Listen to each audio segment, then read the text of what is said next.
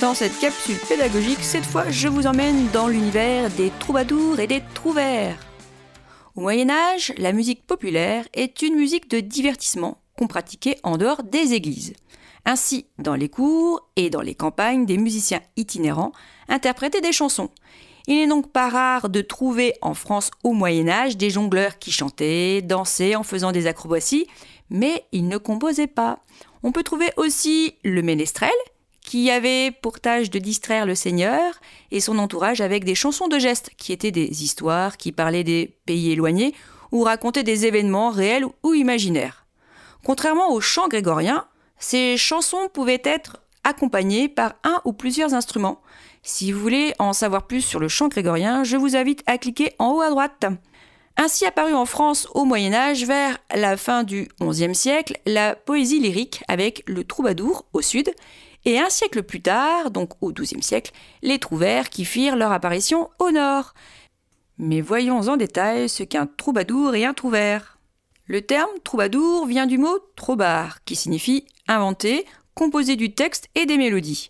On peut dire que les troubadours et les trouvères sont avant tout des poètes et des musiciens.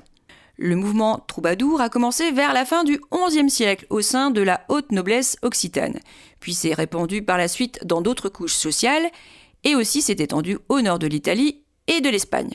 Les troubadours ont participé activement à la vie sociale, politique et religieuse de la société de l'époque. Les troubadours et les trouvères diffèrent par leur dialecte et la Loire en est la frontière linguistique. Au sud règne la langue d'oc, des troubadours. En provençal, oc signifie oui.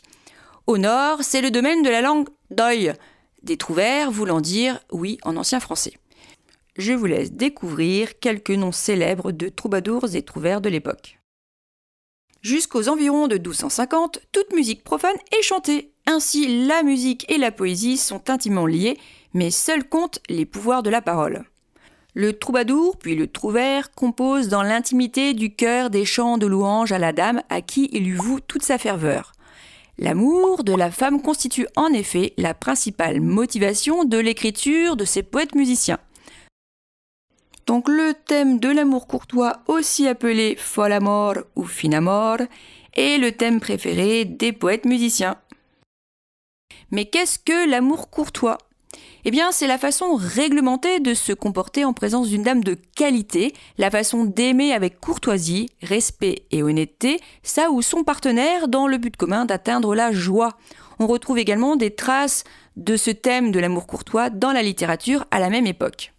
Bien d'autres thèmes encore sont abordés par les poètes musiciens, par exemple la chanson d'aube, c'est l'aube en fait qui sépare le couple d'amoureux, la pastourelle, qui chante l'amour entre un chevalier et une bergère, Cervantes, qui traite de la politique, ou des chansons sur les croisades.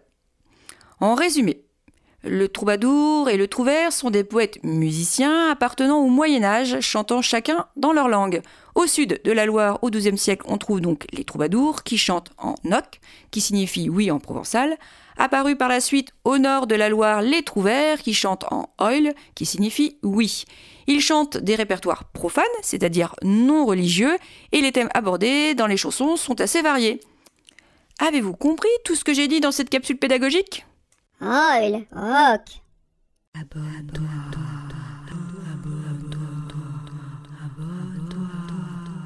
Et je vous dis à bientôt pour de nouvelles aventures en éducation musicale.